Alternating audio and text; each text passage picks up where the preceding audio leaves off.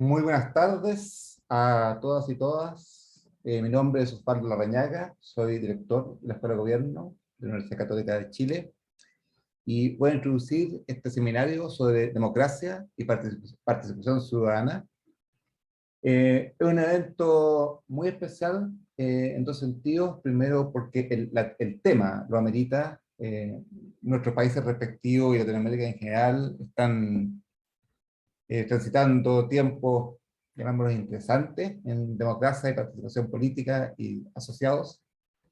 Por otra parte, esta es la primera evento que se hacemos en conjunto, las tres escuelas de gobierno de las universidades del TEC de Monterrey, Uniandes de Colombia y la Universidad Católica de Chile. O sea, específicamente, si vamos de norte a sur, la Escuela de Gobierno y Transformación Pública del Tecnológico de Monterrey, la Escuela de Gobierno Alberto Lleras Camargo, de la Universidad de los Andes de Colombia, y la Escuela de Gobierno de la Pontificia Universidad Católica.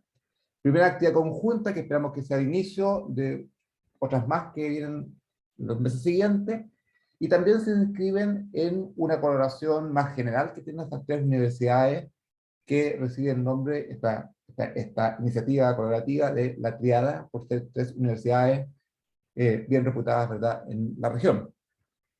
Voy a darle ahora la palabra a quien va a ser la conductora del seminario. Ella es María Margarita Paca Zuleta, directora de la Escuela de Gobierno Alberto Lleras Camargo, de la Universidad de los Andes.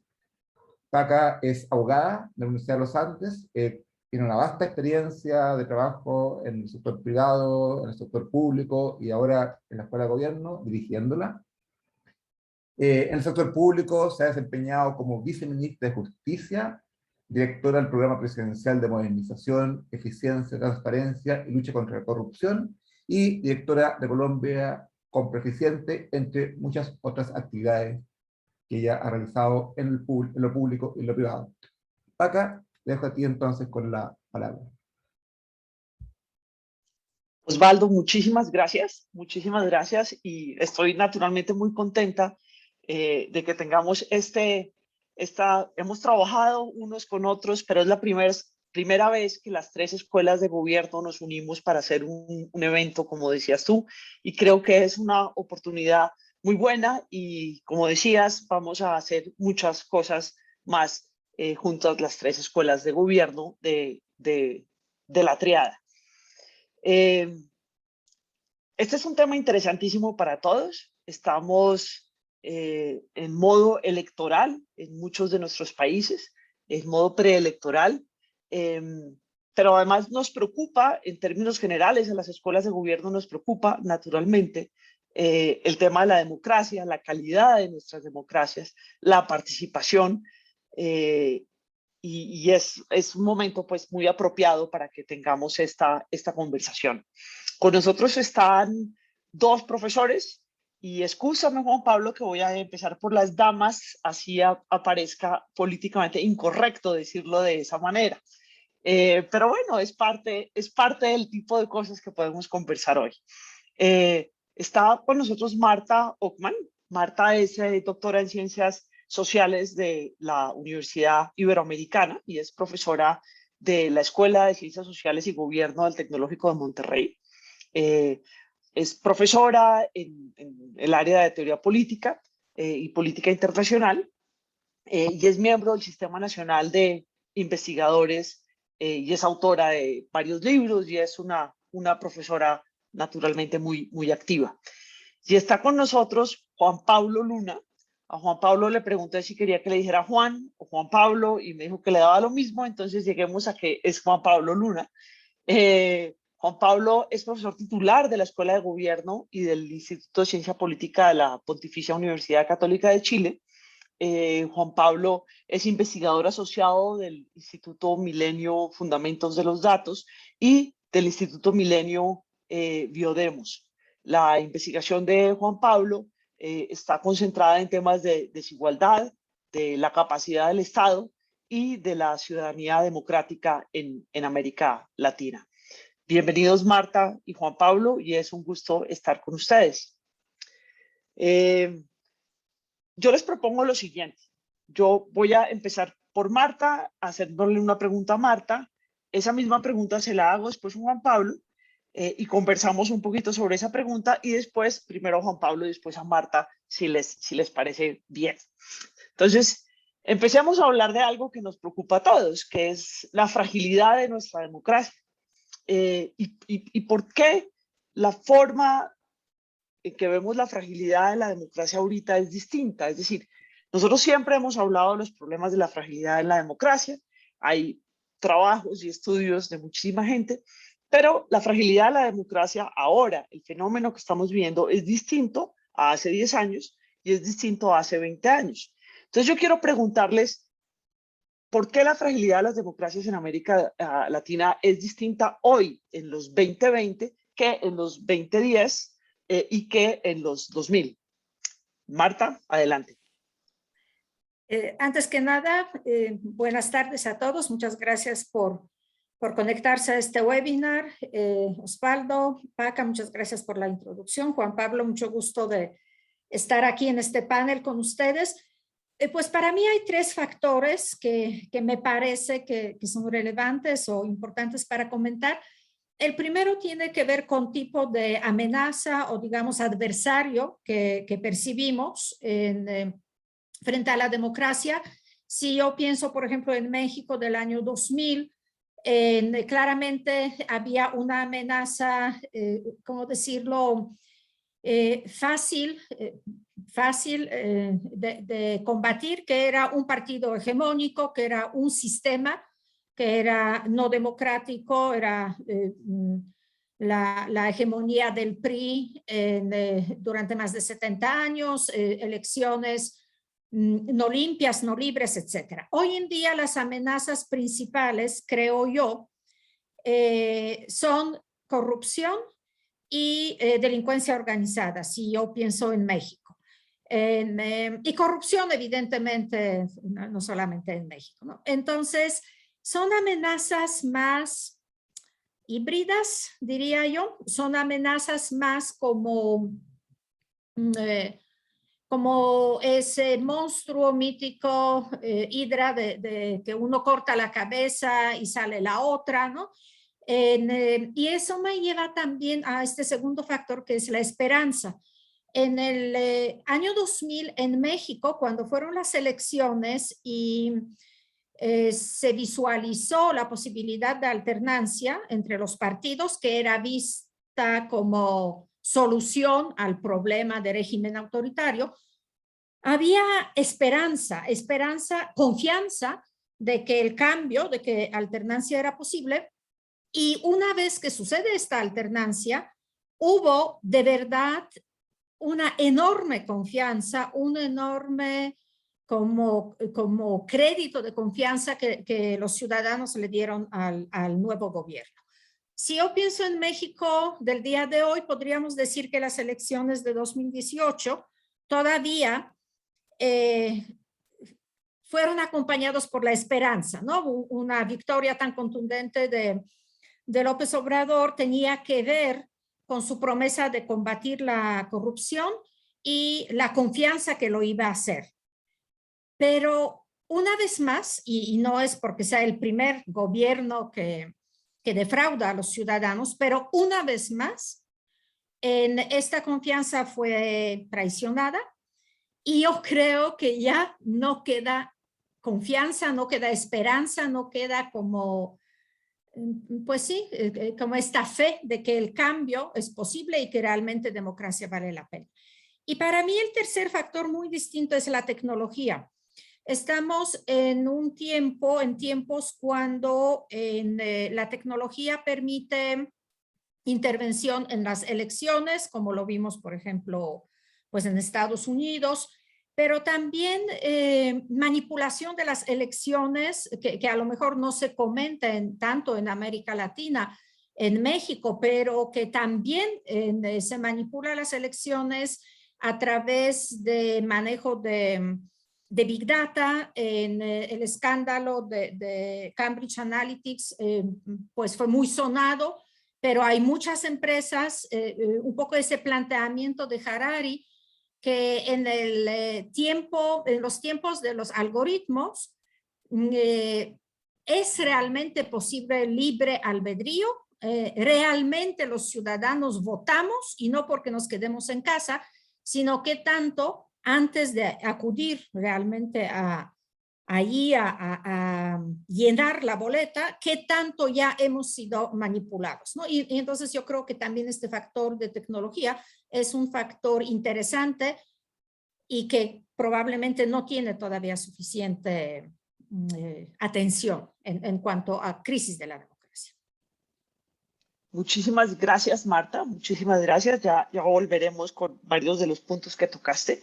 Le quería decir a los asistentes que muchas gracias por estar con nosotros y que si tienen preguntas, hay un link de Q&A, de preguntas Q y A, preguntas y respuestas, al revés, questions and answers, sí, no, está bien, preguntas y respuestas, que ustedes lo pueden activar. Y a los que nos están siguiendo por el Facebook Live, también está el sistema de preguntas y respuestas. Entonces, les agradecemos que lo utilicen y muchísimas gracias a todos. Juan Pablo, ¿cuál es tu mirada sobre la diferencia en el tiempo, en la fragilidad de nuestras democracias? Yo honestamente no veo, digamos, tantas diferencias con periodos previos en términos como estructurales de los problemas de la democracia en la región. Si uno mira, digamos, la democracia, los países latinoamericanos, por ejemplo, digamos, su capacidad estatal desde la independencia hasta ahora no ha cambiado mucho. La capacidad del Estado en América Latina. Siempre ha sido una capacidad débil, hemos tenido estados patrimonialistas. Algunos estados lograron hacer, digamos, innovaciones interesantes a mediados de siglo, por ejemplo, en el caso de Brasil, en ese sentido, pero siguen siendo estados fuertemente patrimonialistas, débiles, territorialmente desparejos, ¿sí? Y para mí esa es una condicionante estructural sobre la cual se monta la democracia, ¿no? Y me parece que es indisociable analizar el estado de la democracia en la región sin pensar cómo funciona el Estado, que es gobernado, digamos, por un régimen democrático, cómo esa heterogeneidad estatal muchas veces interactúa con distintas líneas de desigualdad que son fuertemente estructurantes en la experiencia de la región y en la experiencia de la ciudadanía social y civil en la región. Y esto genera aberraciones que en términos comparativos son bastante interesantes, ¿no? Por ejemplo, pensando en el caso de México, y devuelvo ahí un poco la pelota a Marta, uno puede argumentar para el caso de México que la democratización en México viene de la mano de un deterioro de ciertos derechos civiles, ¿no? Cuando nosotros usualmente pensamos que la democracia se basa y se estructura en torno a la garantía de derechos civiles, ¿no? Si uno mira México post-2000, es una sociedad mucho más violenta, tiene muchos más desaparecidos, por ejemplo, ¿sí? Que los que tenía bajo un régimen autoritario, ¿sí? Eso no es imputable a la democracia, es imputable a la capacidad del Estado, ¿no? y a la interacción entre la democracia y la capacidad del Estado. En ese sentido yo diría que la principal novedad, digamos, para no eludir la pregunta, es tenemos democracias que tienen en promedio 30, 40 años de funcionamiento, ¿sí? En las cuales hemos visto una alternancia pendular entre izquierdas, derechas. Hace unos años estábamos todos estudiando el giro a la izquierda, después nos pusimos a estudiar el giro a la derecha, ahora estamos eventualmente estudiando el próximo giro, ¿sí? Y me parece que en esos giros lo que ha habido es una alternancia de dos tipos de coaliciones, una coalición más bien oligárquica, democrática liberal, ¿sí? Que es muy kosher en términos de cómo funcionan las instituciones, pero que tiene problemas de incorporación política de los sectores populares, y coaliciones más populares, que son bastante más violentas con la institucionalidad democrática, pero que tienen en cierto sentido y logran por momentos mayor legitimidad social. Y me parece que en ese péndulo, entre estos dos tipos de coaliciones oligárquicas y populistas o populares, en estos 40 años, y asociado también a la incapacidad de hacer delivery por la debilidad de los estados, ¿sí? Lo que ha pasado es que se ha ido destruyendo la institucionalidad democrática, la confianza en distintas instituciones, especialmente, digamos, se han destruido los partidos políticos, ¿sí? En América Latina se han muerto todos los partidos tradicionales, o la gran mayoría de los partidos tradicionales. Han surgido, en la última vez que hice la cuenta, más de 350 partidos en 17 países desde el 78 hasta el 2020, y de esos 350 partidos, 4% logra sobrevivir un plazo razonable. Tenemos partidos que surgen, desaparecen, no hay capacidad de vertebrar la representación política en estas sociedades y de ordenar y legitimar coaliciones de gobierno más o menos estables en la región. El panorama que nos pinta Juan Pablo es bien oscuro, ¿no? Parece como una tarde bogotana llena de nubarrones. Pero obviamente yo pensaría, Juan Pablo, que estoy de acuerdo con que la institucionalidad democrática ha sufrido muchísimo, pero tú pintas una relación entre la democracia y la capacidad de delivery que tienen los estados. Obviamente los estados tienen muchísimos problemas de capacidad y de entrega de bienes y servicios públicos, y una cantidad de problemas para garantizarle los derechos civiles a las personas, para la administración de justicia, problemas también para ofrecer igualdad de oportunidades. Pero a pesar de todo eso, que es horrible, los estados han mejorado en cada una de estas cosas en los últimos años. Y yo por eso quiero como pensar sí, es cierto, la democracia se monta sobre unos estados que son muy imperfectos, que tienen una cantidad de problemas, y la calidad de la democracia tiene que ver, sin lugar a dudas, con la capacidad de los estados de generar confianza, de construir capital social, de entregar bienes públicos, sin lugar a dudas. Pero por un lado, hoy tenemos mejores niveles de educación, podríamos tenerlos muchos mejores, pero hemos mejorado muchísimo en la salud pública, hemos mejorado en los niveles educativos, hemos mejorado en el promedio de vida, hemos mejorado en el disfrute de derechos civiles. Y sin embargo, tenemos esta angustia. Entonces yo quiero que hagas alguna reflexión sobre esto, porque hay algo, vamos, es claro que tenemos unos problemas, pero también es claro que los estados han mejorado su capacidad.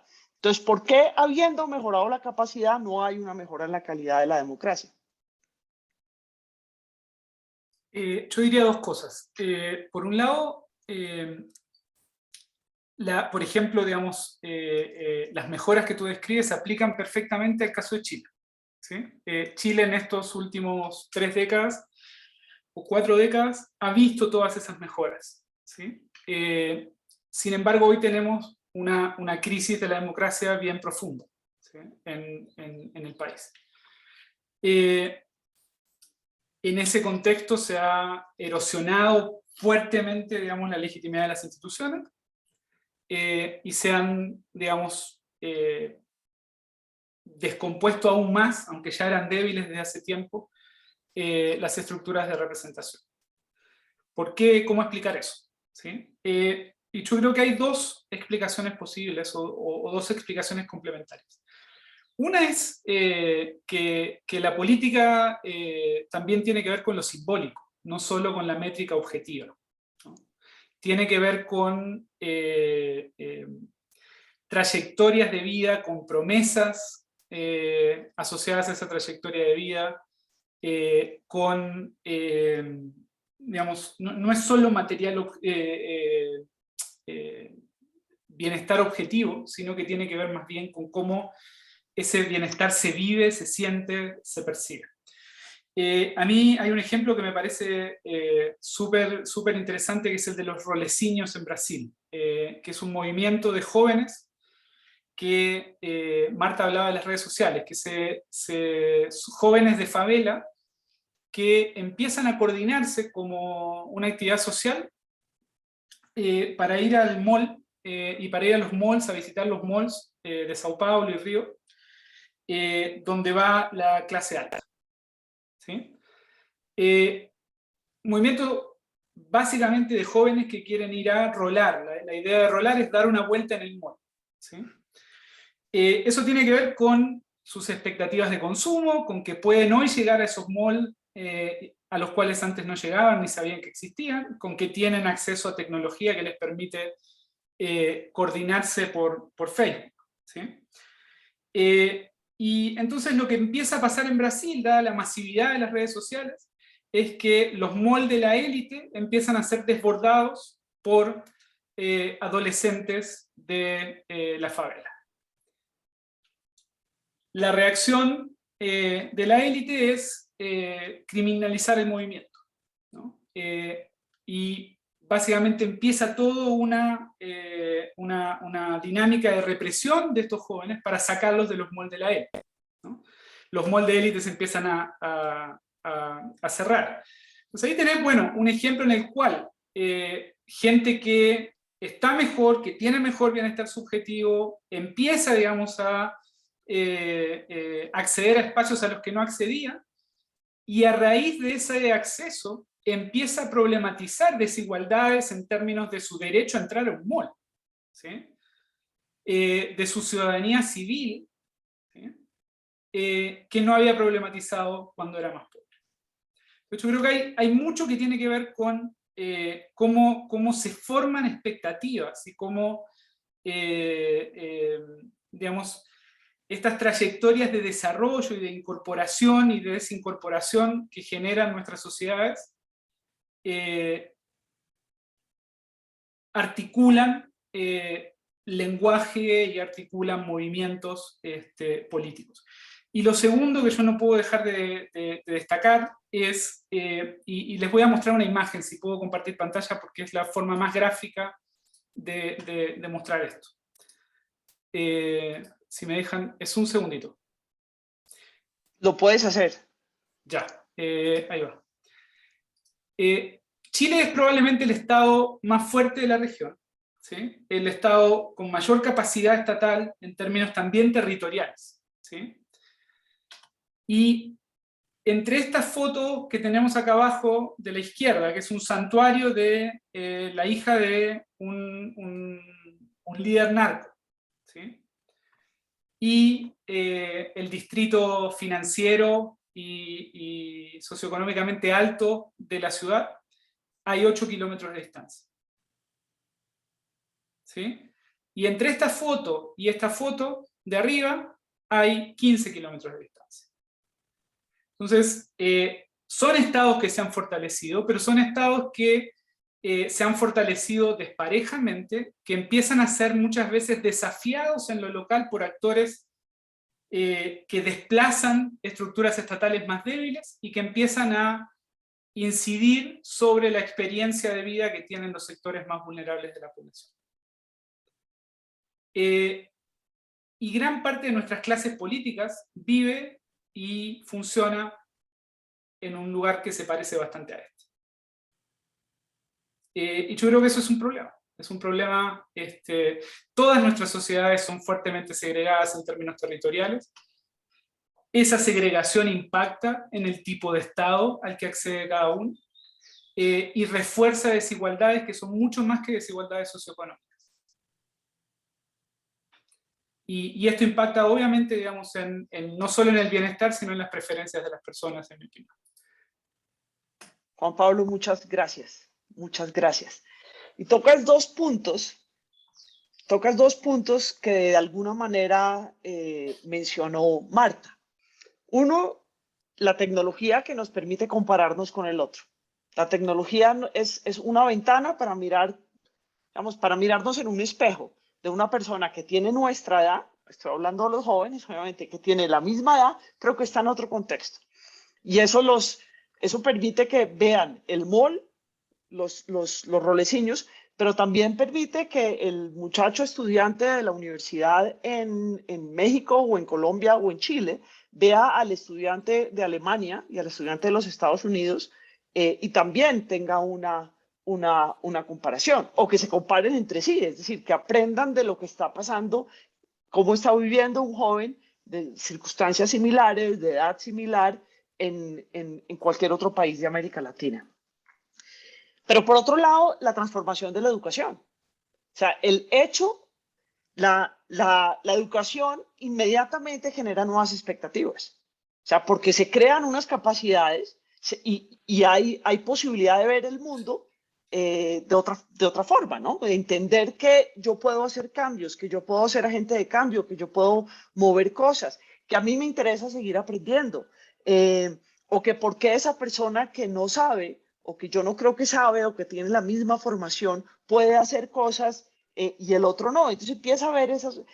La educación es un transformador social que hace que las preguntas de la democracia de hoy en día sean distintas a las preguntas de cuando no teníamos esa cantidad de gente educada. Y me gusta la línea porque es bastante... La diferencia que veo en lo de Marta, que es algo que creo que pasa muchísimo en Colombia, es el tema de la delincuencia organizada. Yo estudié en un momento y empecé si yo miro mi historia en la universidad, hay un drama nacional gigantesco año por año de la universidad, que tiene que ver con el narcotráfico en buena medida en el caso colombiano. Y esa delincuencia organizada que afecta la democracia de una forma distinta en Colombia y en México que en Chile. Tú la mencionabas, pero a mí me gustaría que ligaras más lo que dijiste de la hidra y las varias cabezas y mencionaste la desesperanza. Yo como los estados solos no pueden simplemente de un día para otro acabar la delincuencia organizada. Y como nuestra delincuencia organizada en ambos países está ligada a las economías ilegales, yo quiero que pensemos un poco, Marta, en eso. Porque obviamente entonces vamos a seguir generando desesperanzas y acabando capital y confianza, capital social y confianza constantemente. Quiero oírte en relación con el tema. Ante todo me parece, o sea, estoy totalmente de acuerdo con Juan Pablo en el sentido de que la desigualdad, más que la pobreza, es la desigualdad la que mina la democracia y la convierte en un modelo que pierde el apoyo ciudadano. Y tiene que ver también con el planteamiento tuyo, Paca, en cuanto a esta cuestión de esperanza y de compromiso. Si nosotros pensamos en origen de la democracia, digamos después de la Segunda Guerra Mundial, ¿no? Está ligada en Europa, pero también en otras regiones del mundo de forma quizá menos exitosa, con lo que era el Estado benefactor, pero más profundamente con lo que era el concepto de ciudadanía de Marshall, ¿no? que es un concepto de ciudadanía que incluye, que es cohesionador, ¿no? que incluye evidentemente los derechos civiles, los derechos políticos, pero también los derechos socioeconómicos.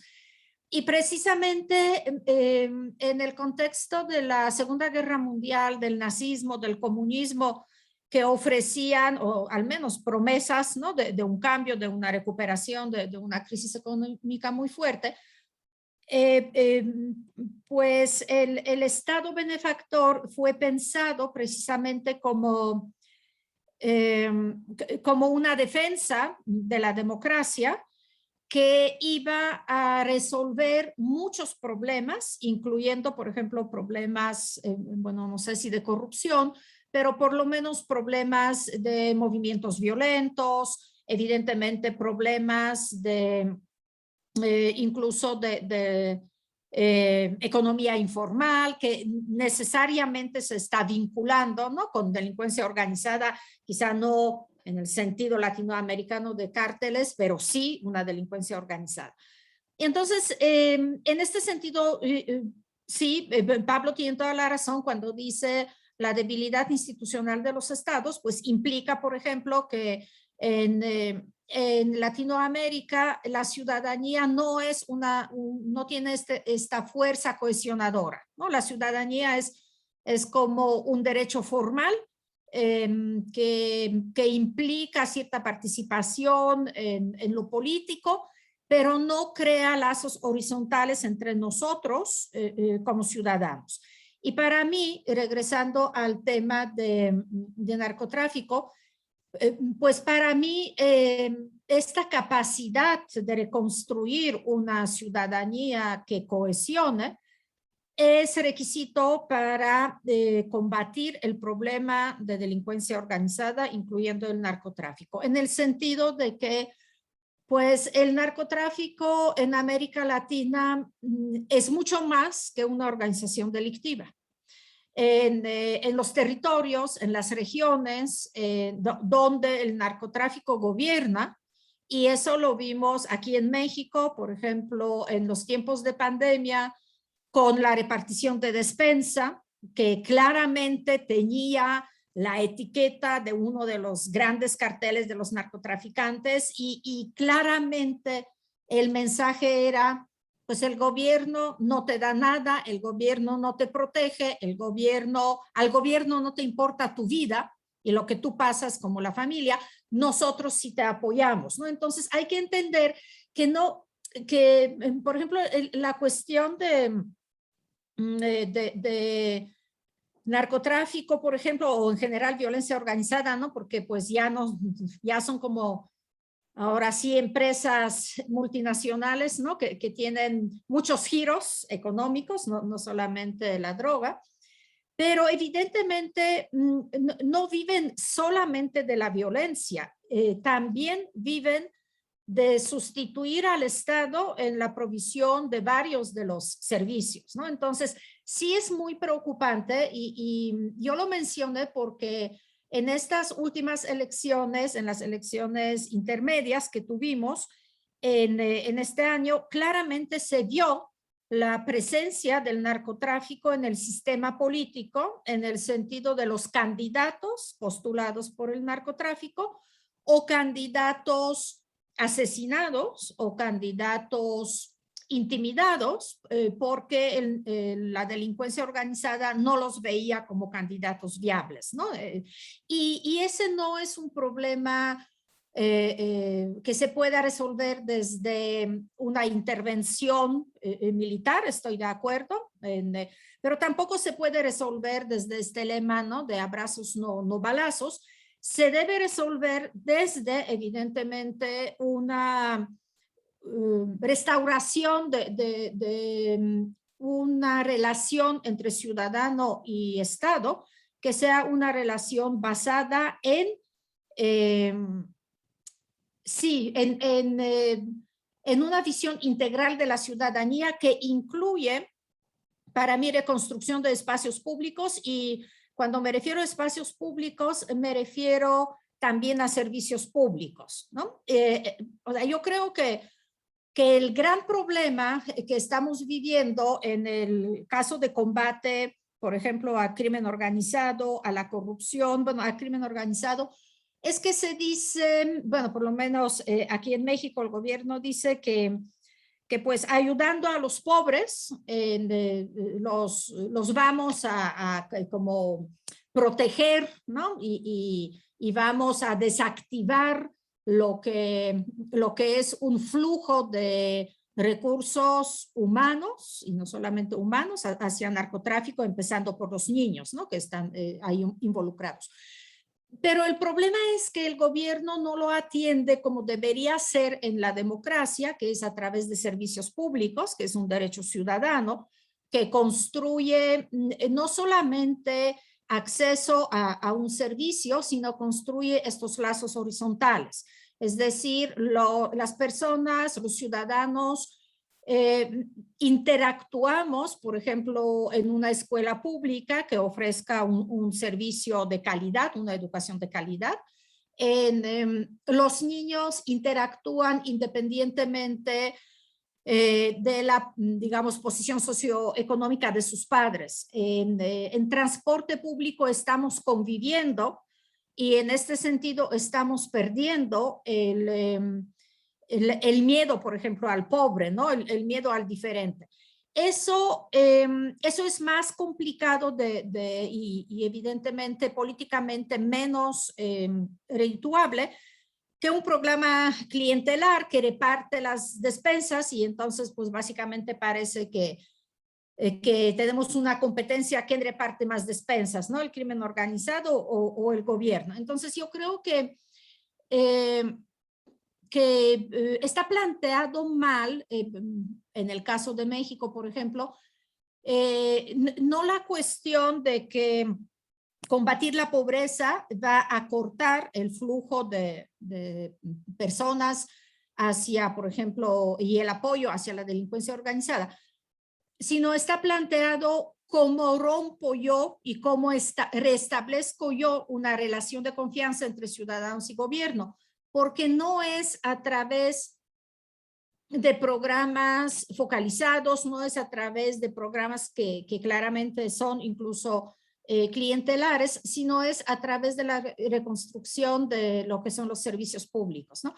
Y yo creo que eso es sumamente importante, transmitir esta idea, porque como sociedades en Latinoamérica, que evidentemente son sociedades clasistas, no es solamente que el gobierno asegure la calidad de estos servicios, sino que, por ejemplo, la clase media quiera usar estos servicios, ¿no? Que la clase media lo vea precisamente como parte de una ciudadanía democrática, que yo en el momento que puedo escoger un servicio público, uso un servicio público, porque es una forma de presionar al gobierno en que estos servicios mejoren. Hay un abandono por parte de clase media de los servicios públicos, y entonces el gobierno también los abandona, porque dice, pues, los pobres no van a protestar, ¿no? Entonces yo creo que sí es una cuestión compleja,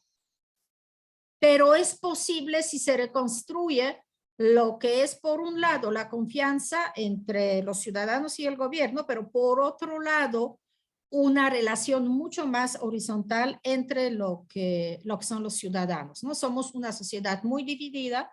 El ejemplo que puso Juan Pablo de estos jóvenes, eso también sucede en México. A mí me han platicado, por ejemplo, que en Yucatán hay todavía parques donde existen horarios que la población sabe, no es que sean oficialmente establecidos, pero la población sabe, ¿no?, que en las horas de la mañana y de la tarde, que es cuando el clima es más amigable para salir a un parque, el parque es exclusivamente para clase media, y en las horas pues de mayor calor, ¿no?, de mayor sol, ahí cuando los demás se quedan en sus casas con aire acondicionado, entonces el parque es para los pobres. Y no es un reglamento del parque, es algo que la sociedad aprendió y que además la sociedad está perpetuando, ¿no? Entonces yo creo que como sociedad tenemos que como cambiar nuestra mentalidad y pensar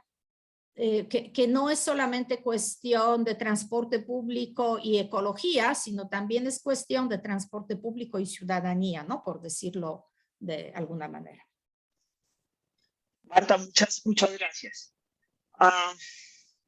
Creo que el ejemplo de cómo se vive el bienestar en los dos ejemplos que ustedes pusieron es muy claro.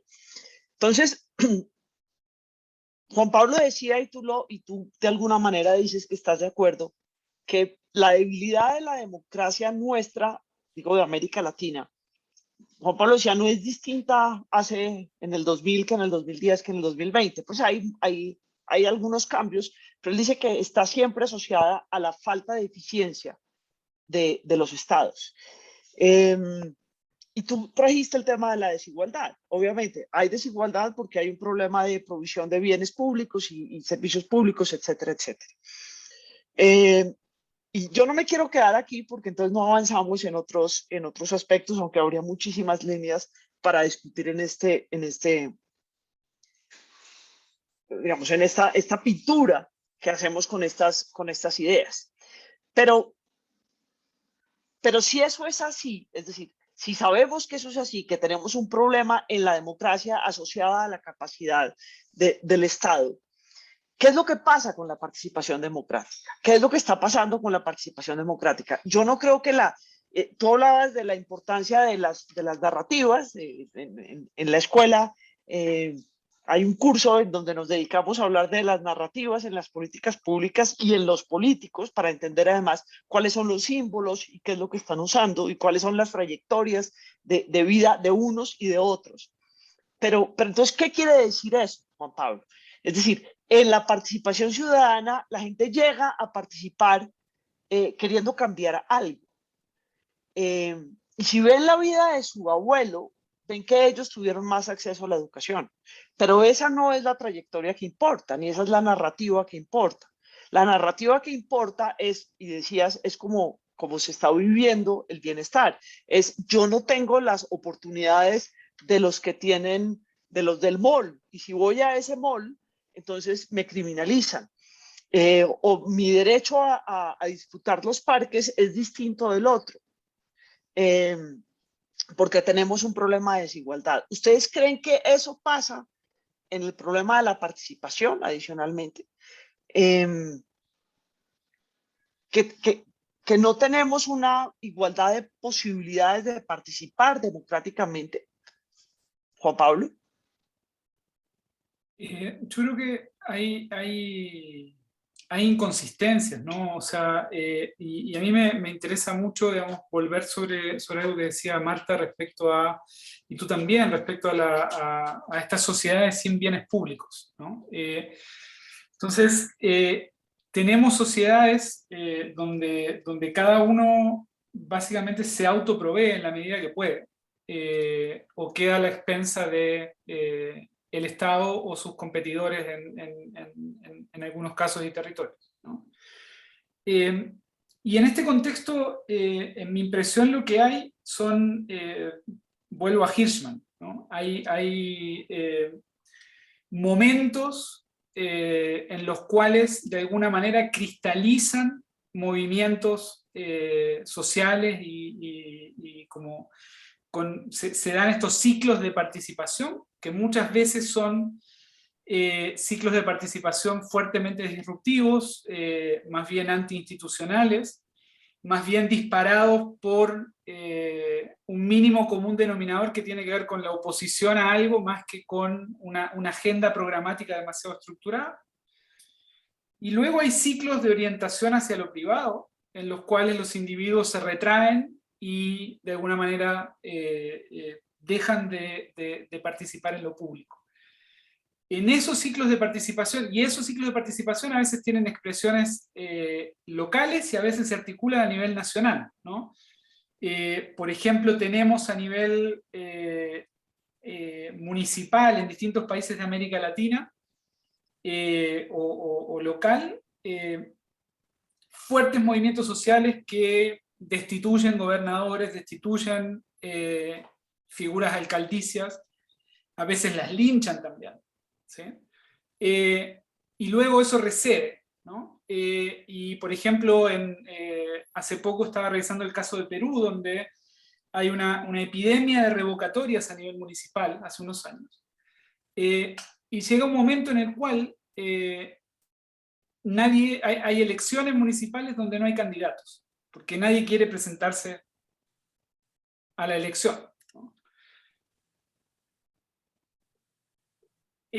Porque o lo van a linchar, o lo van a revocar, o se va a meter en un problema, ¿no?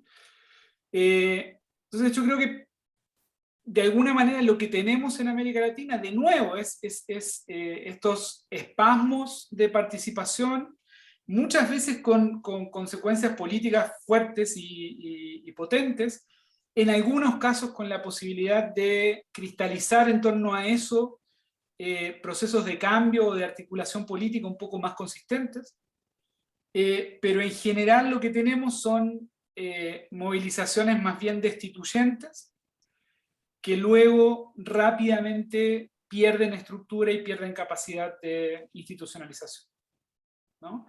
Y receden hacia lo privado o eventualmente vuelven a aparecer nuevamente en ese formato más bien disruptivo y de desborde institucional. Juan Pablo, te quiero hacer una pregunta sobre los movimientos ciudadanos entonces. ¿Qué es lo que acaba de pasar en Chile con la constituyente, no? Pero ese movimiento se agota, se va a acabar. ¿Qué opinas de eso? Yo creo que son movimientos que eventualmente, y esto es natural, le pasa a todos los movimientos sociales, en la medida que se institucionalizan, o se desgastan o se institucionalizan, y en ambos casos van perdiendo fuerza y se van fragmentando y se van debilitando, ¿no? Nosotros acabamos de hacer una serie de entrevistas sobre el proceso constituyente y sobre opiniones de distintos segmentos de la ciudadanía chilena. No es una encuesta, no es representativa de nada en particular, respecto al proceso constituyente. Y hace 3 meses, cuando hicimos eso mismo, veíamos, sobre todo en los sectores populares, sectores indígenas, ¿sí?, que están fuertemente representados en la constituyente, una visión disociada, ¿no? Se veía, por un lado, la política tradicional, ¿no?, fuertemente ilegítima, completamente desconectada, corrupta, etc.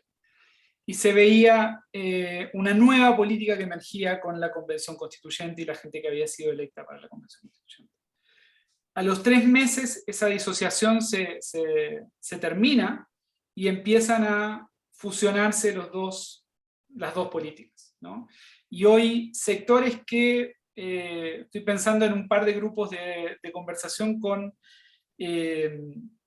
jefas de hogar indígenas en una zona, digamos, de fuerte incidencia de mapuche, digamos, y particularmente las quenche.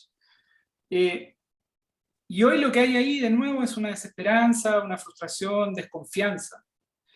Incluso cuando, por ejemplo, la presidenta de la convención es mapuche, ¿sí? Incluso cuando eso se veía hace 3 o 4 meses como uno de los principales fuentes de esperanza para esos segmentos, ¿no? Entonces, yo creo que algo que es nuevo, volviendo a tu pregunta inicial, o algo que de alguna manera se ha acelerado en la región, y tengo datos para de alguna manera argumentar esto, es que los ciclos políticos se han acortado brutalmente, ¿no?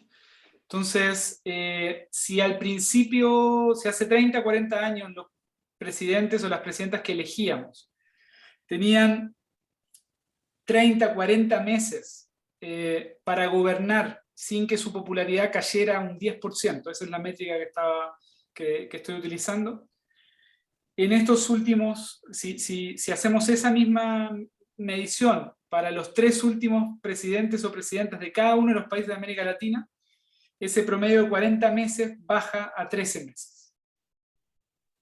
En el caso de Chile son 7 meses. Los 3 últimos presidentes de Chile empiezan el mandato y a los 7 meses empiezan a declinar fuertemente la popularidad. En Perú pasa lo mismo, ¿no?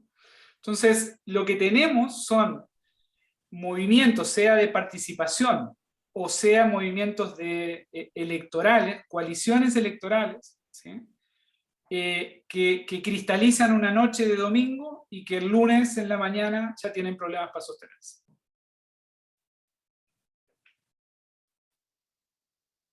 Muy interesante la métrica que estás usando, súper interesante, Juan Pablo, muchas gracias. Marta, yo me imagino que querrás hacer comentarios a lo que ha dicho Juan Pablo, pero yo quiero que miremos en ese ambiente del que estamos hablando, de desigualdad, de legitimidad, de falta de confianza. ¿Cómo es que surgen los populismos y cómo es que surgen, digamos, este tipo de coaliciones, incluso a veces hasta alineaciones identitarias, ideológicas, pero a veces pues las ideologías empiezan como a borrarse porque hay otro tipo de intereses? Adelante. Precisamente iba a decir que llegó la hora de decir populismo. Creo que es como la palabra inevitable, el concepto inevitable el día de hoy. Y yo quiero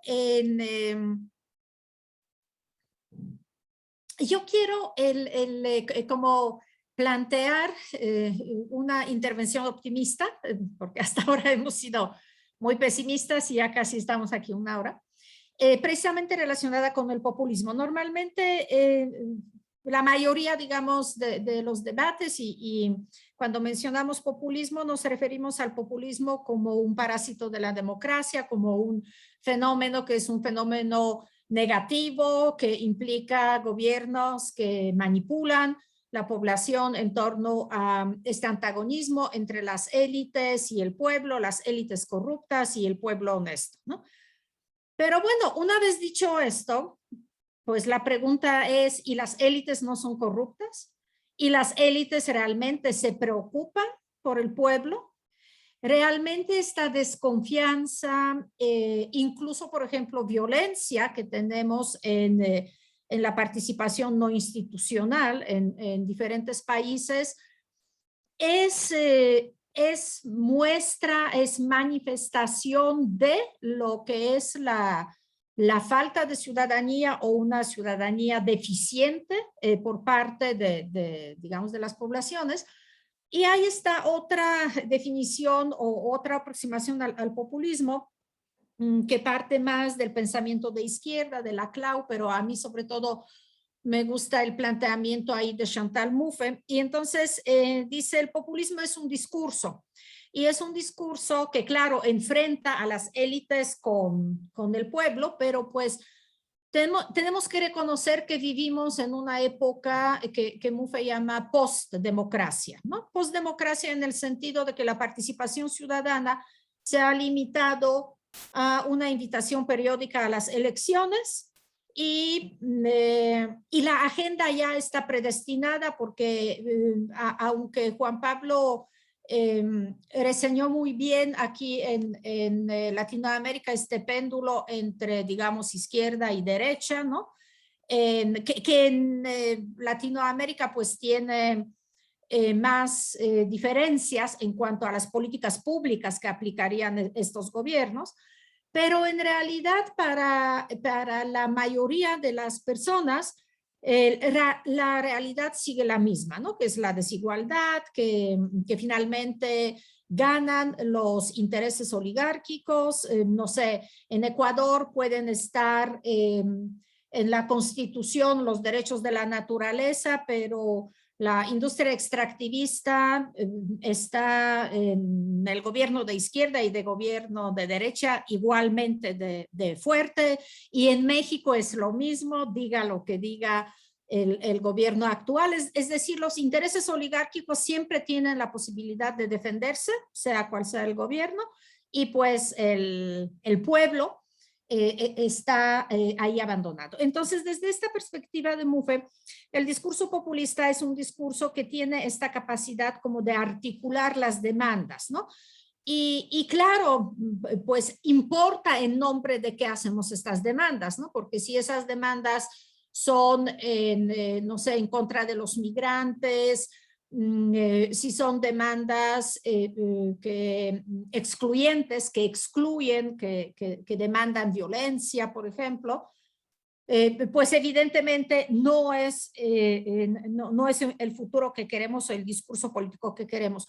Pero lo cierto es que yo creo que en el día de hoy es necesaria esta etapa, digamos, populista, en el sentido de que finalmente los ciudadanos tenemos que expresar nuestro desacuerdo con las élites y decir, no nos representan, ¿sí? Es esta verdad de que en Latinoamérica diferentes orientaciones ideológicas siempre han trabajado a favor de las élites, y bueno, no solamente en Latinoamérica, ¿no? Pero estamos en Latinoamérica, es un hecho. Entonces tampoco deberíamos criticar a la población que siente como suyo el discurso anti-oligárquico, ¿no?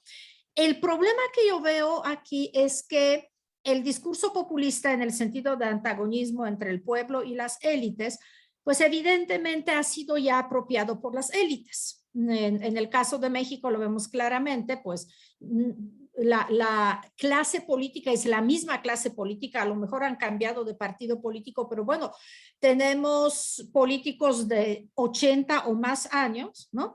Que han iniciado su carrera política en el PRI y ahora sí, y después han pasado por otro partido y ahora siguen en otro partido. Pero vaya, no es el nombre del partido, no es la orientación del partido, es la misma élite que está en el gobierno, ¿no? Entonces yo creo que este periodo populista es importante y necesario para el cambio en Latinoamérica, y solamente deberíamos como distinguir entre el discurso populista que usan las élites y ese discurso populista que sí deben usar los ciudadanos como su enojo, su rechazo hacia las élites políticas. Claro que la siguiente pregunta es mucho más compleja, ¿y entonces de dónde va a venir el cambio? ¿No? Y yo creo que el cambio tiene que venir bueno, primero, evidentemente de jóvenes. A mí de verdad que me extrañó desde 2018 cuando López Obrador, que desde el principio, digamos, traía detrás o dentro de su equipo, pues a una cantidad de adultos mayores en función de políticos, que obtuvo tanta votación por parte de los jóvenes. O sea, me parece sorprendente que los jóvenes no busquen políticos jóvenes, aunque también entiendo en esta cuestión. Yo creo que sí es importante que haya renovación en las élites políticas, pero también creo yo que es importante que se estén formando como asociaciones, quizás no partidos políticos. Creo que la crisis de los partidos es un tema, todo un tema aquí, ¿no? Tanto por el populismo como por la democracia.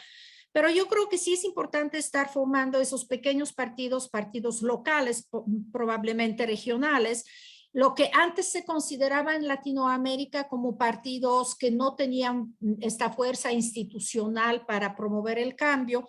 A lo mejor incluso estos partidos de nicho que se centren en un tópico particular, porque si estamos pensando en reformar desde arriba, yo creo que no es posible. Yo creo que este cambio tiene que venir desde abajo, y en este sentido yo sí rechazo este discurso populista que viene de parte de las élites, pero entiendo completamente que el mismo principio de que las élites no nos representan, pues más bien demuestra madurez ciudadana, no demuestra que seamos ciudadanos que nos dejamos manipular por el discurso populista. Marta, muchas gracias. Yo quería pensar en lo siguiente. Se crean, lo decía Juan Pablo ahora, esos jóvenes que hacen parte de un movimiento se institucionalizan y pasa un poco lo mismo que pasa siempre. Por ejemplo, hay un artículo interesante sobre qué pasó con el movimiento de la séptima papeleta en Colombia. ¿Qué pasó con esos jóvenes y cómo finalmente o los absorbió el sistema digamos, en la promoción de la nueva constitución y en el trabajo asociado a crear las institucionalidades de la nueva constitución, o simplemente se abrieron y empezaron a hacer su vida y no tuvieron nada que ver después con la administración pública en términos generales? Y es como la vida sigue.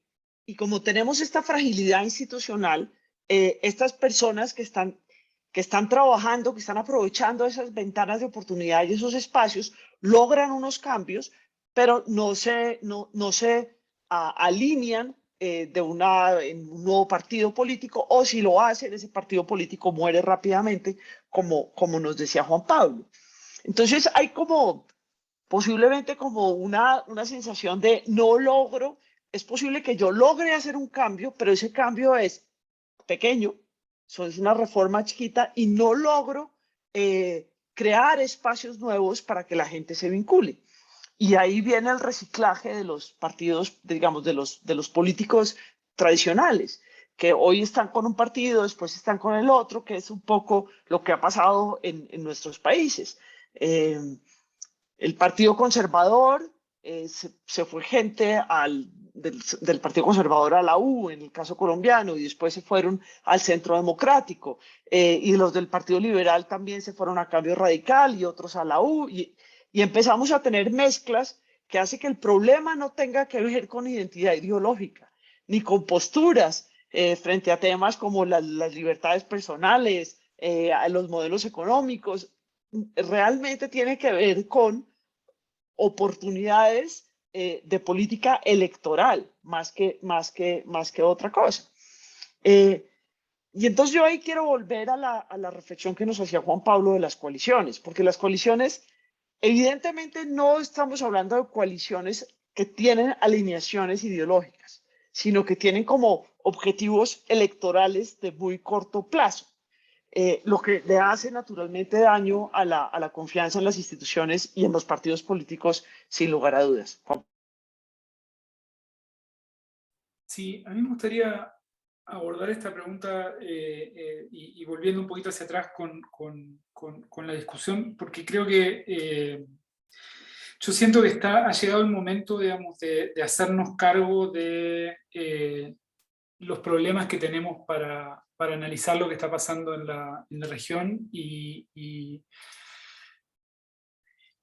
habiendo, digamos, como yo vengo de un trabajo de revisión de, digamos, como la historia y la producción intelectual sobre la región en los últimos 200 años más o menos, ¿no? Y salgo de ese trabajo diciendo, bueno, en realidad estamos como siempre recurriendo, digamos, al mismo tipo de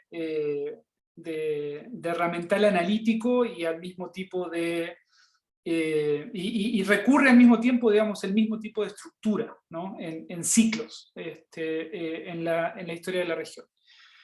Entonces, por un lado, creo que estamos llenos de conceptos polisémicos, cargados normativamente, ¿sí? El de populismo es uno de ellos, ¿sí?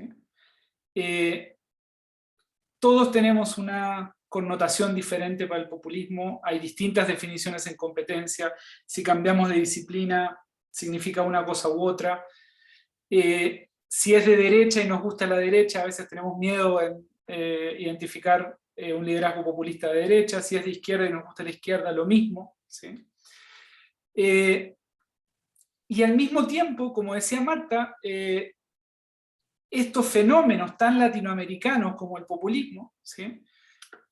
También tienen vertientes positivas que muchas veces no vemos por lo cargado normativamente que están estos conceptos, ¿no? El lenguaje de incorporación que genera el populismo, ¿sí? Muchas veces genera legitimidad que puede ser difícil de sostener, ¿sí? Pero que genera, digamos, tracción en términos políticos e incluso institucionales.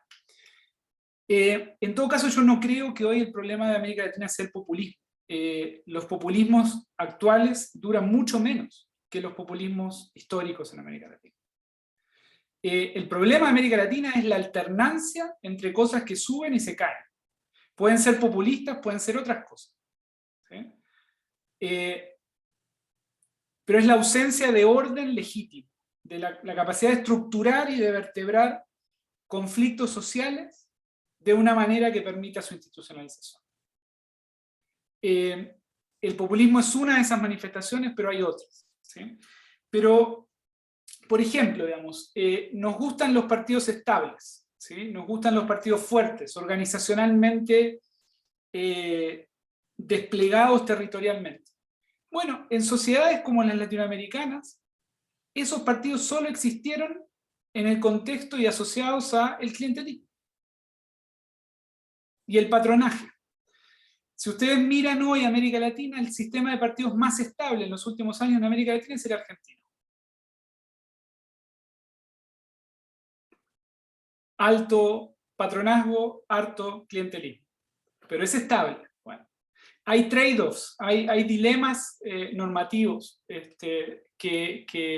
con los cuales lidiamos poco en nuestro análisis y en nuestras prescripciones de política pública.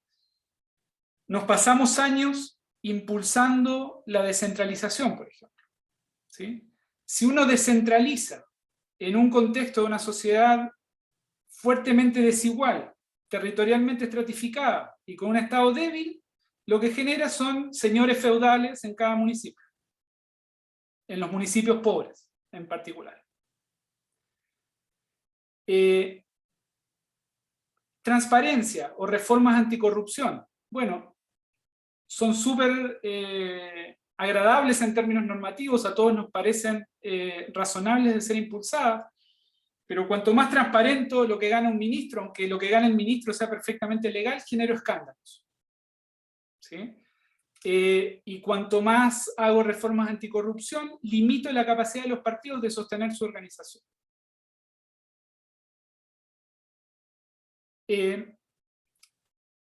Entonces tenemos sociedades, digamos, fuertemente, digamos, complejas y heterogéneas, donde estas reformas que pensamos desde nuestros escritorios muchas veces generan aberraciones a 8 kilómetros de donde las estamos pensando, ¿no? Ese es un desafío también para quienes pensamos y nos planteamos el diseño de política pública en nuestras escuelas de gobierno.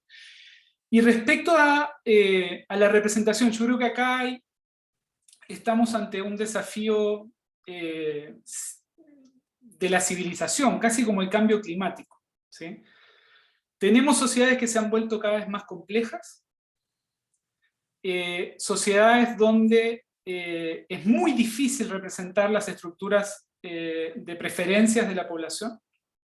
Son estructuras mucho más segmentadas, mucho más individualizadas, que no están encapsuladas en organizaciones como eran, por ejemplo, los sindicatos o las agrupaciones gremiales, etc., ¿sí? Y a las cuales es muy difícil representar.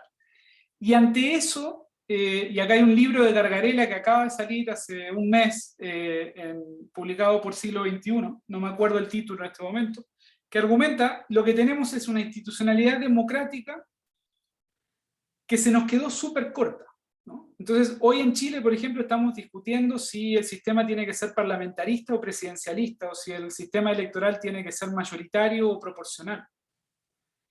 Nada de eso soluciona los desafíos que tenemos para representar el conflicto y la diversidad de estas sociedades. Y no tenemos a dónde mirar, ¿no? Hay una serie de innovaciones institucionales, democracia directa, democracia geométrica, democracia líquida, la vuelta hacia lo local y hacia la comarca, ¿sí? Pero todo eso donde ha sido probado no funciona. Entonces tenemos acá un desafío, digamos, para todos nosotros de ponernos a pensar en serio cómo reconciliar el ideal democrático liberal, ¿sí?, con mecanismos institucionales que nos permitan representar esta diversidad. Y no tenemos respuestas para eso. ¿Sí? Juan Pablo, muchas gracias. Lo que acabas de decir me hace pensar digamos, en estos autores que están diciendo que estamos viendo la realidad con las gafas que nos dio la ilustración. Y no nos hemos dado cuenta que el mundo cambió. Que el mundo cambió en términos generales y que las preocupaciones son otras y que no podemos organizar a las personas de la misma manera y que no somos tan racionales como siempre nos habíamos imaginado que éramos. Y obviamente si estamos pensando en que siempre nos movemos por incentivos y que no es así siempre, que los comportamientos son distintos, que los incentivos no siempre son los económicos, que nos interesa mucho más qué piensan de nosotros y qué relación tenemos con el otro. Obviamente nuestra institucionalidad no está dada para eso. Nuestra institucionalidad está pensada a partir de la Revolución Francesa y de la Ilustración. Y yo creo que ahí ese es un punto súper interesante que Lakoff y todos estos señores nos lo traen a colación constantemente, pero con un agravante adicional a mi manera de ver. Y es que allá hubo, digamos, en Europa hubo un proceso de ilustración y un proceso de modernidad que no es el mismo que vivimos en América Latina. Entonces, adicionalmente, nuestras instituciones fueron copiadas con una realidad que no era la de la copia, pero ahora seguimos viéndolas con esos ojos que ya son los que tenemos nosotros, los de la ilustración, pero nos quedaron muchas tareas por hacer. Estamos por primera vez, pues desde hace unos años naturalmente, pero por primera vez en nuestras democracias tratando de visibilizar a los pueblos indígenas, por ejemplo. Y a unas poblaciones que hemos dicho, es que las excluimos, ahora tenemos que traerlas. Pero estamos mirándolos con esa gafa de que las vamos a traer, pero con la gafa de la ilustración, donde las excluimos. Entonces, nuestro discurso es profundamente contradictorio y nuestras instituciones no son hechas para nuestra realidad y no hemos hecho las estructuras democráticas nuestras no han hecho un esfuerzo para mirar con unos ojos distintos a los de la pura ilustración. Y creo que ese es un problema muy serio de nuestras democracias, porque no es el mismo de los Estados Unidos o no es el mismo de Europa. Nuestra historia nosotros tenemos en nuestro balance tenemos una cantidad de tareas pendientes que tenemos que hacer, además de la mirada actual y no solamente de la ilustración. Juan Pablo, muchas gracias. Dale, Juan Pablo. No, solo un punto, digamos. Estoy fuertemente de acuerdo con esto de que estamos haciendo mímica institucional para una realidad que no tenemos. Pero me gustaría hacer el siguiente punto. O sea, eso pasa también con nuestro Estado, ¿no? El proceso de formación del Estado en Europa son 500 años de guerra. Y son 500 años de guerra en los cuales se va moviendo casi aleatoriamente al principio la frontera desde el centro hacia la periferia, ¿sí? Y se va construyendo institucionalidad en el camino. Se va construyendo un leviatán, ¿sí? Nuestros estados en la postindependencia declaran la independencia en el contexto de un vacío de poder, ¿no? Entonces, en lugar de tener guerras en la frontera y de tener una infraestructura estatal que está construida en todo el territorio, porque eso es lo que requiere la guerra, lo que tenemos son estados que tienen límites dibujados en un mapa donde hay un vacío de poder, ¿no? Y en vez de tener guerras hacia afuera, tenemos guerras civiles desde la postindependencia, ¿no? En el caso de Colombia hay 3 ciudades y 3 áreas urbanas, digamos, sin un proyecto de país en conjunto hasta muy entrado el siglo XX, ¿no? Entonces, no solo, digamos, nuestras constituciones heredan un formato institucional que no está adaptado a nuestra realidad, sino que incluso la institucional fundamental donde operan estos regímenes, estas sociedades, tiene características estructurales cuyas fundaciones son desde el inicio muy diferentes que las que tenía Europa.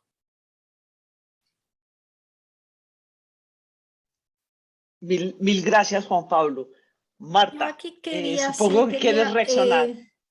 quizá pues proponer una visión distinta.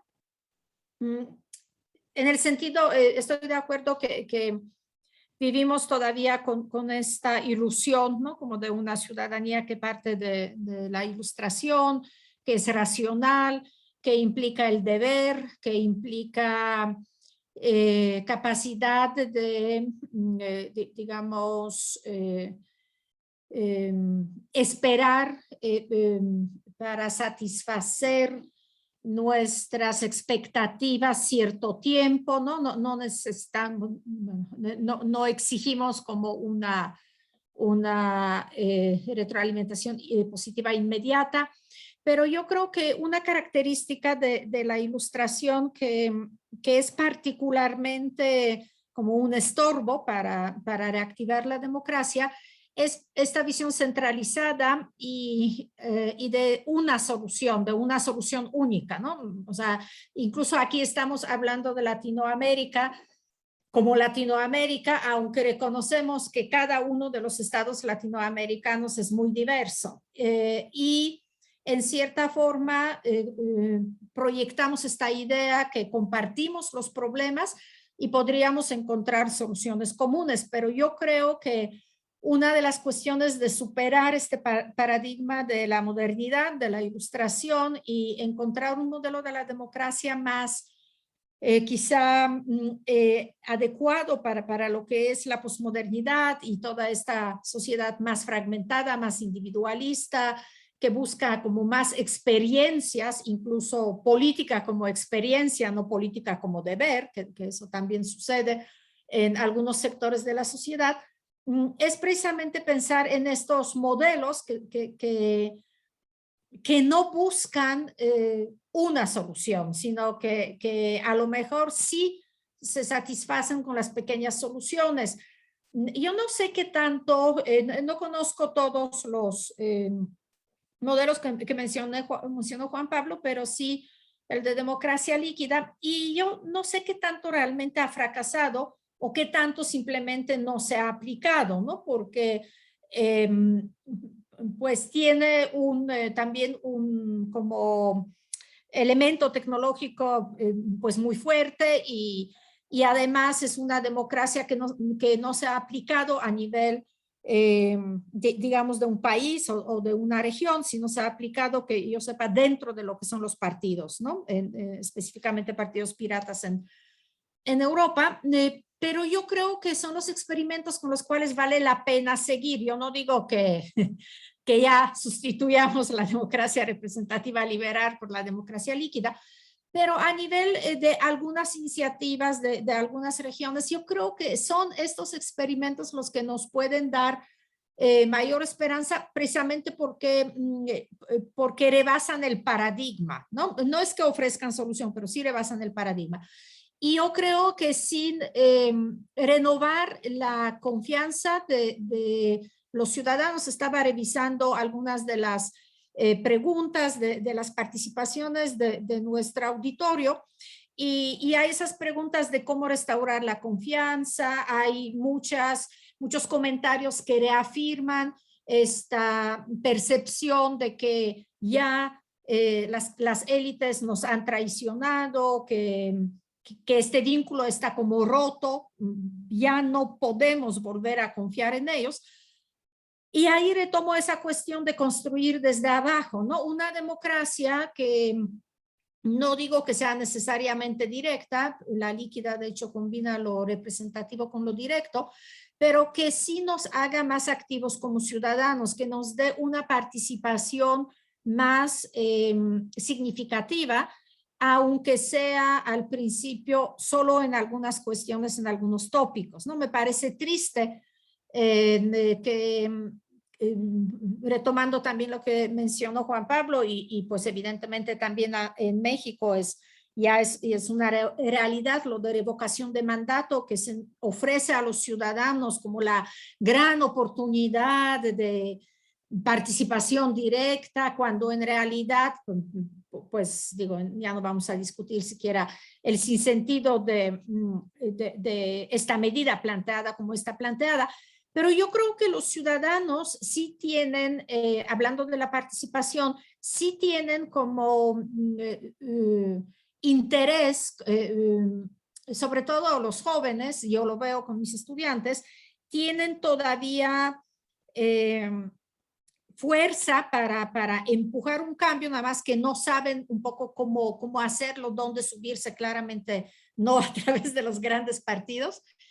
Y en este sentido, estas iniciativas desde abajo, yo entiendo que también pueden ser cooptadas por el gobierno, como mencionabas tú en el caso de Colombia, como mencionaba Juan Pablo, en esta efervescencia constituyente que ahora ya se percibe como pues, otro proceso altamente institucionalizado y despegado del pueblo, pero yo creo que evidentemente en el caso de una constitución para un país, pues evidentemente no puedes hacer como un plebiscito, ¿no? O aportación, pues no sé, de todas las personas, de las comunidades, pero a nivel local yo creo que eso sí sería posible. Y esos serían experimentos muy valiosos porque tampoco debemos ser ingenuos. Nosotros hemos sido educados en una democracia en crisis. O sea, digo, yo he sido educada en esa gran expectativa de que de los años finales de los 80 y de los 90, que la democracia va a vencer y triunfar y ya después todos vivimos felices, ¿no? Pero la mayoría de nuestros estudiantes de nuestro auditorio, pues más bien vive como ciudadanos conscientes, pues todo solamente en la época de crisis de la democracia, ¿no? Entonces,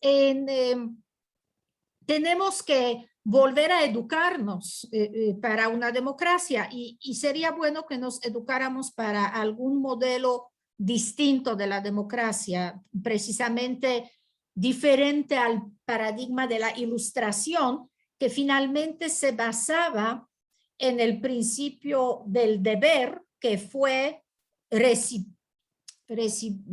digamos, que tuvo una respuesta recíproca por parte del gobierno a través del Estado benefactor, ¿no? En la época de valores postmateriales, quizá en torno a algunos temas como puede ser la cuestión, no sé, de inclusión, la cuestión medioambiental. Yo creo que también, por ejemplo, cuestión de pueblos indígenas que tú mencionabas, Paca, no necesariamente tiene que ser de pueblos indígenas. Yo creo que podríamos empezar ese tipo de experimentos y eso sería valioso, ¿no? Yo no creo que exista una solución que además vamos a dar nosotros como, no solamente como académicos, sino tampoco desde la clase política, ¿no? Entonces me parece que experimentar nos haría bien.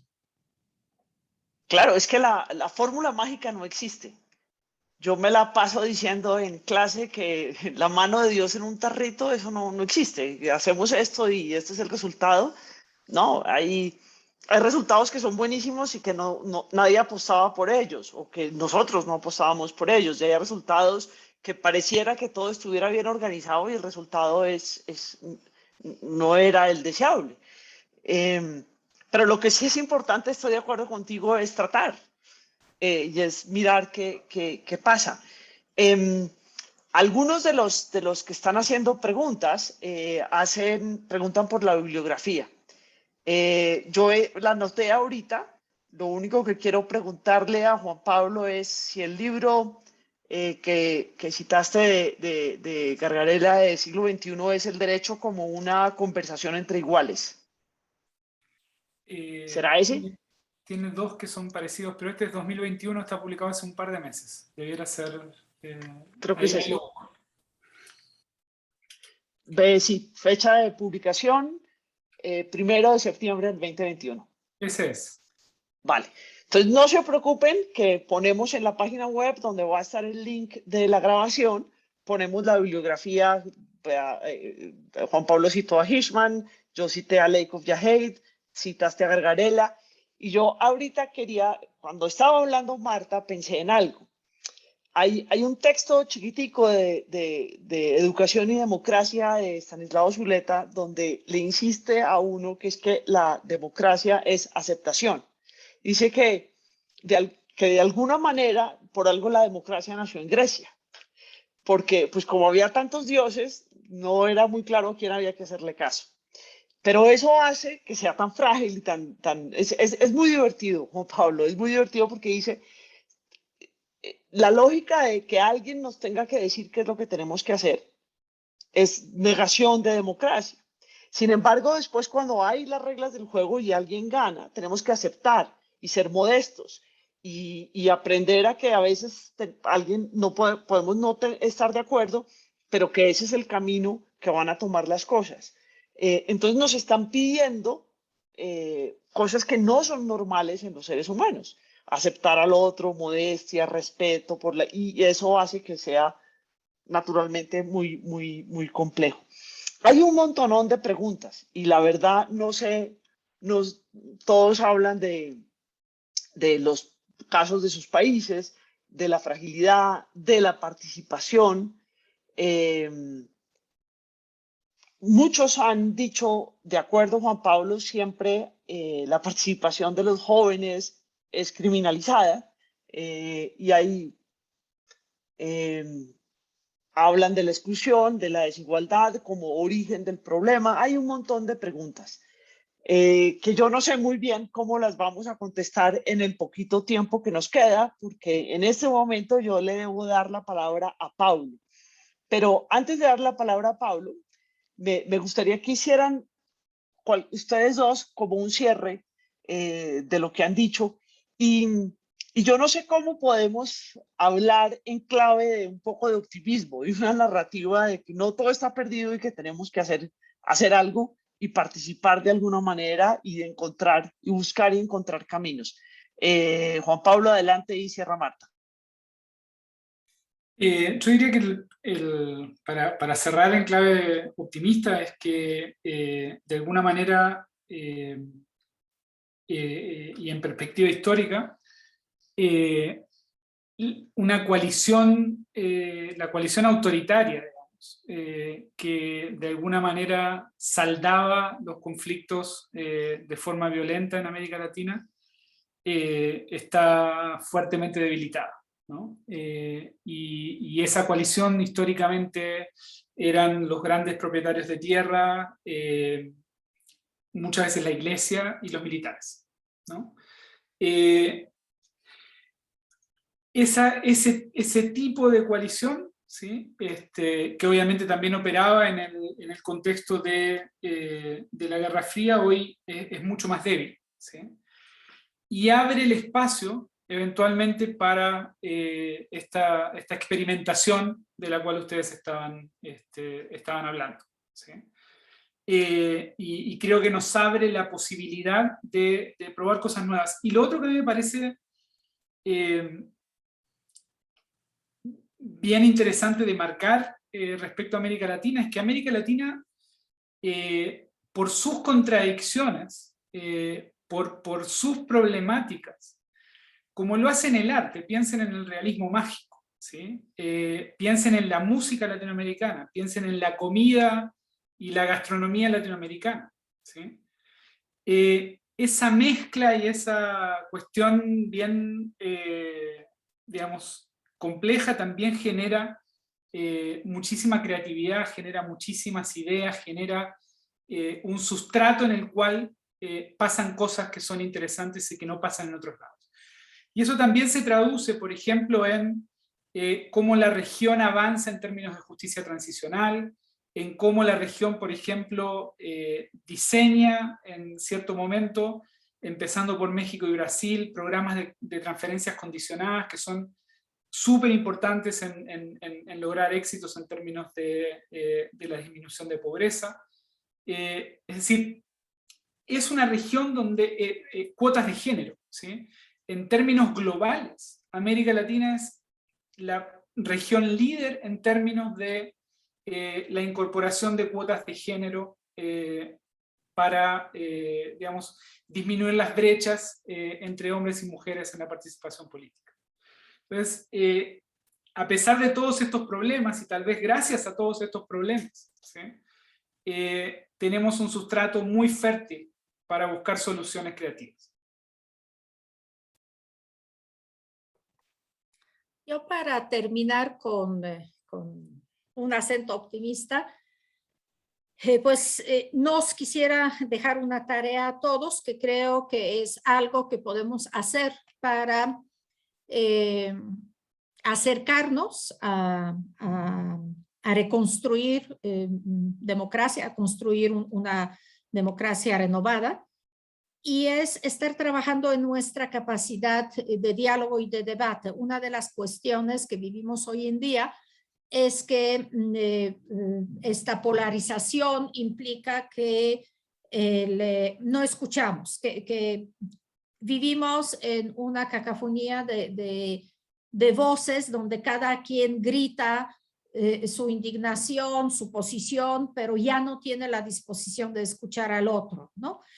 Y yo creo que debería ser una tarea muy importante en este libro de la periodista griega, precisamente sobre los populismos, Eke Temelkuran, que es un libro que en general me pareció interesante, pero lo que me pareció muy triste es que ella, defendiendo la democracia, claramente ya perdió las ganas de debatir con los populistas, ¿no? En uno de los capítulos que habla de manipulación del lenguaje, claramente se nota que siendo una gran defensora de la democracia, muy preocupada por el deterioro de la democracia en el mundo, menciona también Latinoamérica, menciona también Polonia, evidentemente Estados Unidos, hay ese cansancio, y yo entiendo porque yo también siento este cansancio. O sea, digamos,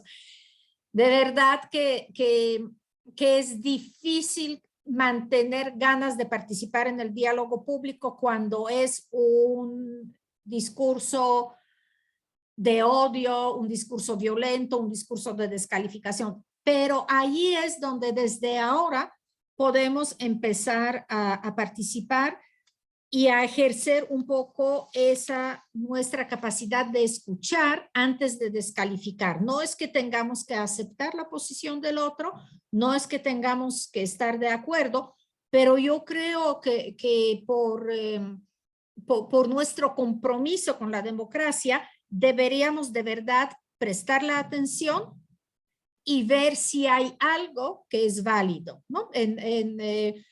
En esta novela de mi paisano, de Czesław Miłosz, La mente encadenada, que fue sobre intelectuales en países comunistas, él inicia este libro citando ese cuento judío que dice, que preguntan a un rabí, oye, y cuando un hombre dice que tiene la mitad de la verdad, ¿tú qué dirías? Y el rabí dice, yo diría que es un hombre muy sabio. Y si él dice que tiene toda la verdad, yo diría que es un truán, ¿no? En el sentido, ¿no? O sea, si alguien te dice que tiene toda la verdad, o sea, no es un sabio, es un mentiroso, y además, pues, en política seguramente es un autócrata, ¿no? Entonces, pues, abrámonos a escuchar a los que nos caen mal, a los que nos parecen totalmente inaceptables, y ejercemos esta capacidad, pues, de escuchar al otro. Es con lo que yo terminaría mi intervención. Muchas gracias. Marta, mil gracias. Pablo, espero no haberme pasado muchísimo del tiempo. Un abrazo a los dos, Marta, Juan Pablo, mil gracias. Muchas gracias, Paca. Adelante. Muchísimas gracias, Marta, Juan Pablo. Les agradecemos muchísimo. Pues miren, han dejado una medida, o como decimos en México, la varita muy alta. Algo que queremos hacer en las escuelas de gobierno de la Pontificia, de la Universidad de Chile, de la Uniandes, en Colombia y nosotros en el Tecnológico Monterrey, la Escuela de Gobierno, es precisamente continuar con esos diálogos y esta reflexión. Y ha sido realmente extraordinario, de un alto nivel, esta conversación y reflexiones que nos han hecho tanto Paca, Marta y Osvaldo, Juan Pablo, de veras se los agradecemos mucho. Y la invitación que me queda a mí hacerles, mi nombre es Pablo de la Peña, estoy a cargo de la Escuela de Gobierno y Transformación Pública del Tecnológico Monterrey, acá en Monterrey, es continuar, estar pendientes a los siguientes eventos, seminarios que queremos hacer. Hemos hecho esta triada que le llamamos entre las universidades de los 3 países y hemos hecho desde hace ya tiempo algunos proyectos conjuntos, pero queremos aprovechar la tecnología, la virtualidad, que dentro de las tantas males de la pandemia, algunas cosas buenas nos ha traído, y es la posibilidad de acercarnos con la tecnología y compartir reflexiones e ideas con nuestros profesores investigadores, expertos en diferentes temas. Y este tema fundamental sobre la democracia creemos que ha sido un gran inicio, y así estaremos con la intención de traerles temas similares a todos ustedes. Les agradecemos que nos hayan acompañado, según vi el registro, desde Canadá, Estados Unidos, los diferentes países en América Latina, por supuesto, Chile, México y Colombia. Nuevamente les agradecemos por su tiempo. Osvaldo, un gran abrazo nuevamente hasta allá, hasta Chile, a todos los colegas de la Universidad Paca, un abrazote con mucho cariño, y nuevamente a nuestros expositores, gracias por su tiempo. Los estaremos invitando nuevamente. Gracias y buenas noches. Gracias a todos. Buenas noches. Buenas noches. Bueno, aprovecho para comentar, mientras están saliendo todavía, creo que todavía escuchan, estaremos compartiendo el video en una liga de YouTube, lo compartiremos entre las universidades y trataremos de hacerles llegar las preguntas, que hay muchas, a nuestros panelistas para que colaboren en darle respuesta y agregarlos en el espacio correspondiente. Muchísimas gracias nuevamente.